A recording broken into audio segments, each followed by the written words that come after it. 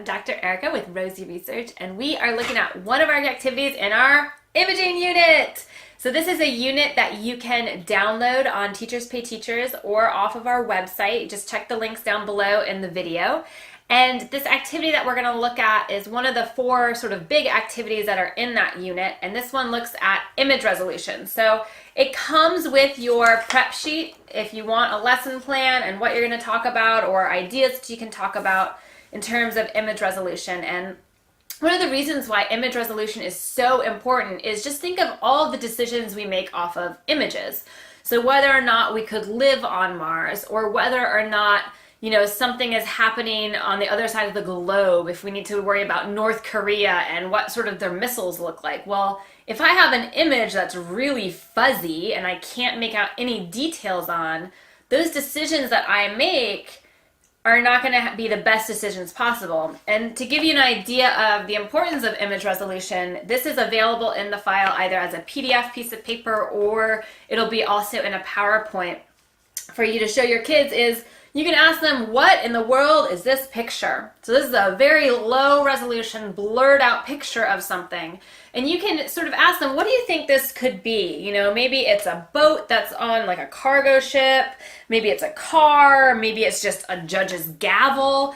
Maybe it's sort of a house or some bushes. Who knows what this could be? No idea. And so the idea is we're going to improve our resolution and think about how that would change decisions we would make about things. And so if we're going to improve the resolution, we can go one step up. And now it's fairly discernible that we have a flag. You could talk about what flag do we think it is. Could it be the American flag? Could it be another flag? If we made a decision based on this image and we assumed it was the American flag, what could that mean about if it's not the American flag? What sorts of ideas? Are there other flags with lots of stripes? It sort of gives you a context to open up world cultures and sort of the other flags of the world. But, and when I think of the American flag, I think of sort of distinct stars. Those are very much missing here, even though I've got this white of the lines. So would I want to make a decision about, something happening based on this flag when I don't know everything? And of course, now we can go into the high resolution image of this, and we do see, in fact, it is an American flag. And then we can talk about what decisions would we make based off of this information. And knowing this, if we had to go back to sort of that first image, how comfortable would we be talking about that first image? And so it gives you an idea of how important is resolution in our lives. And that really comes into play because, again, we make so many decisions based off of imagery nowadays that the resolution of our images is really important. So there are some fun activities that the kids can do in terms of image resolution, and that is they can fill out these little low resolution, medium resolution, and then we have a high resolution version of that image. And now here they are the computers. So it's zeros and ones, which is binary, and that's how all computers code their language.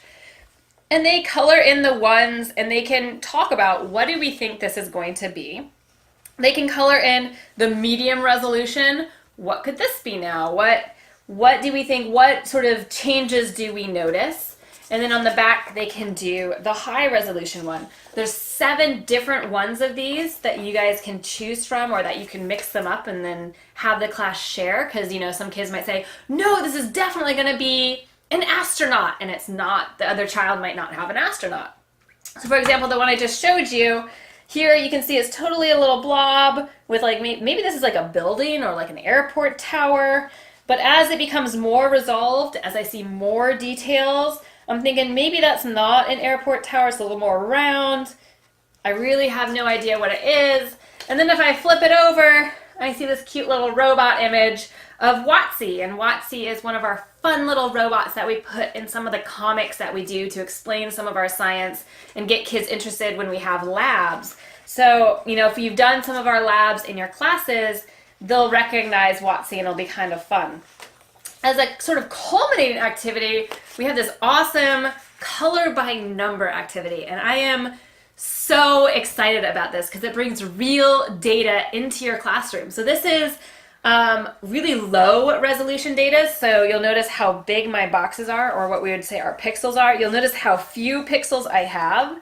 So if I want to make like a real image, I might have millions of pixels in an image that you just pull up on your phone. This has a few hundred. So whatever we get is going to be very pixelated. But this is image data from NASA and JPL.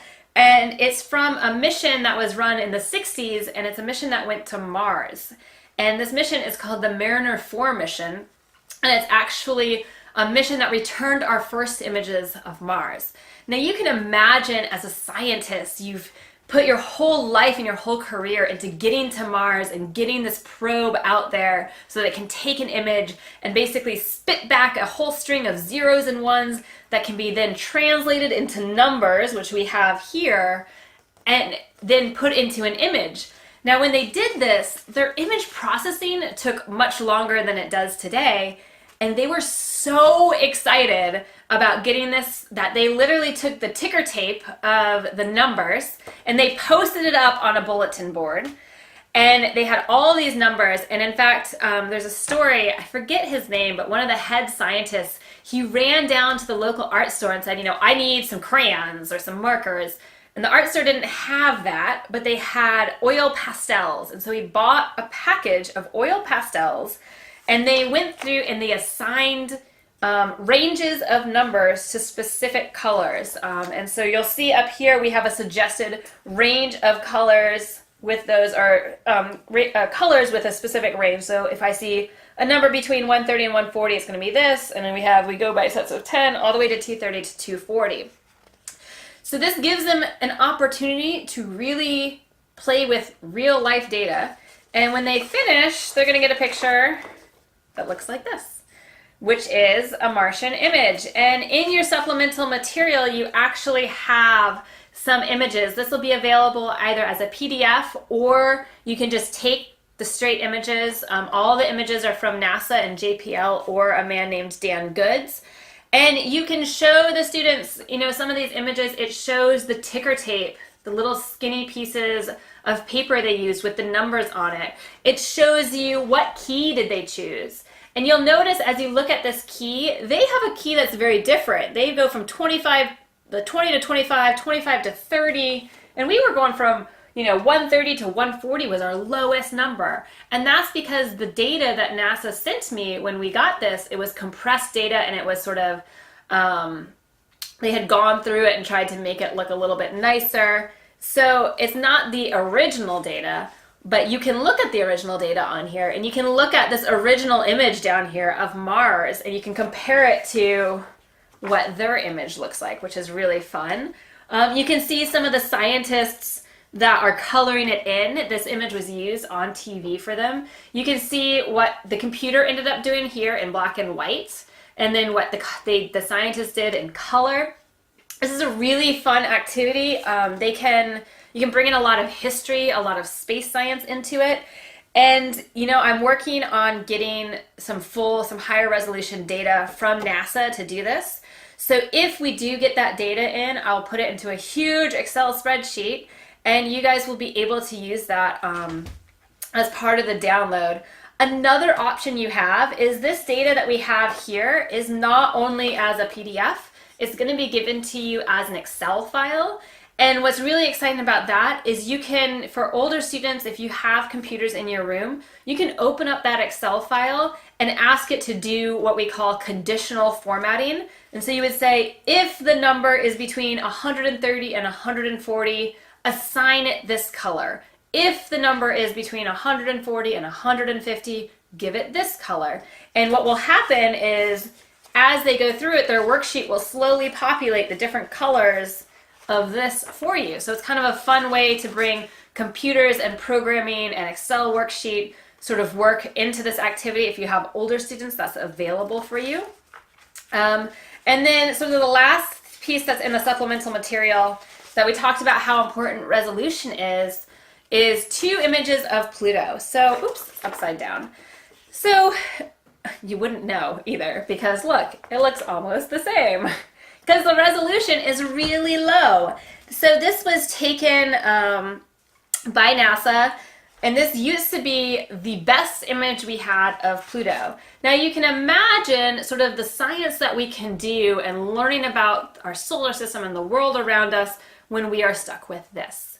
And of course, after you look at that American flag and what it looked like before versus what it looks like after, you can talk about what kind of science could you do with this? Because a lot of our science when we deal with space is all observational science. We look at things. So we might look through Hubble at different universes and compare those different universes. We might look through Hubble at different types of planets and compare what do we think about the characteristics on this planet versus that planet. Well, if I have an image, and this is the best image I have, I can't do a whole lot other than know that there's a planet there, it's round, some areas are lighter than others, but I don't really know, is that because it's like closer to me and there's like these huge volcanoes and mountains, or is it because it's icy and there's these big ice areas? You know, I might, if I'm a planetary geologist, I might wonder, well, if this is ice, how come it's here but not up here? Not a whole lot you can do. Thankfully, last year, NASA had an awesome probe that went by Pluto. It's the closest flyby of Pluto we ever had. It's called New Horizons. And it sent back a new image of Pluto, which looks like this. You'll notice that the two of them are very different. And you can talk to your class about what observations can you make in this one that you can't make here. And what kinds of things can we learn about planetary science? So not only how is important is resolution to the decisions we make and, you know, in terms of the world or politics or even in terms of, you know, studies that we're doing and learning, how important is it to science and to discovering sort of the basic mechanisms that we believe our universe is based on? So that is one of the units that we have in this imaging package. It is an awesome package. Some of the other things that we have include making binary bracelets, which is a fun way to look at binary and how we transmit images and how computers talk. We also have the ability for kids to make their own image in tiles and transmit that to a friend, which is really cool. So make sure that you check out our other videos on the different activities in this. Check out those before you're going to teach them in your class if you're a little worried about it. And definitely check us out on Teachers Pay Teachers. The links are down below in the video. And follow us on Instagram to see whatever we are up to right now.